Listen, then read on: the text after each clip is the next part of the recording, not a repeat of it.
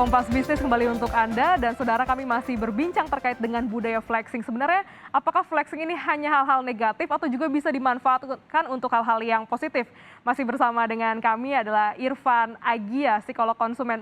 Agia, kita juga ingin tanyakan begitu, bagaimana membedakan flexing yang kita lakukan dengan terus-menerus begitu, motivasinya pamer, dengan yang mungkin sesekali lah untuk branding, personal branding. Ini bagaimana membedakannya?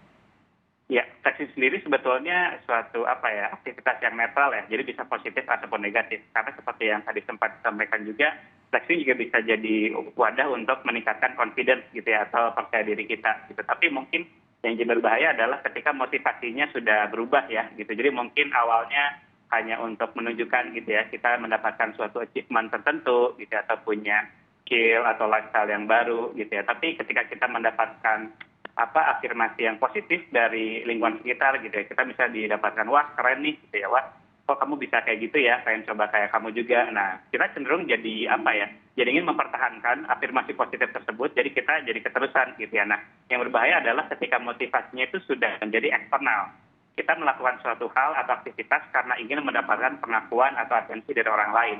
Nah, ini yang mungkin akan menjadi membuat kita tertekan ya dalam waktu yang lama kalau kita berhenti untuk melakukan aktivitas tersebut. Justru dampaknya akan terlihat ketika berhenti melakukan hal tersebut dan branding itu jadi dipertanyakan begitu. Betul. Dan bagaimana membedakan flexing bodong dengan flexing yang benar-benar kaya begitu?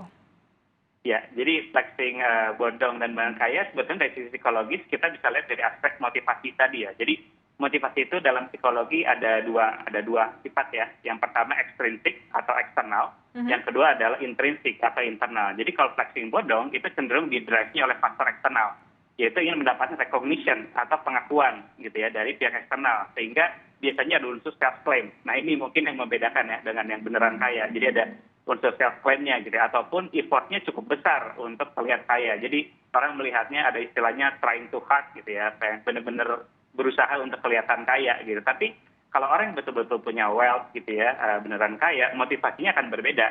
Mungkin cenderung lebih ke intrinsik gitu ya, karena mereka cenderung tidak begitu fokus pada pengakuan eksternal kalau mereka itu adalah orang kaya, karena mereka sendiri sudah tahu ya wealth mereka itu sebanyak apa gitu ya, dan mereka tidak ada motivasi tambahan untuk diakui orang lain seperti itu. Oke, memang ini yang jadi menarik ya. Kita harus kembali ngecek lagi nih, apakah kita melakukan hal ini untuk motivasi tertentu dan seberapa konsisten untuk kita melakukan hal itu. Dan ini boleh jadi perenungan juga di Jumat Bermanfaat, apakah kita sedang melakukan flexing atau justru jadi korban flexing. Terima kasih Irfan Agia telah bergabung di Kompas Bisnis pada pagi hari ini.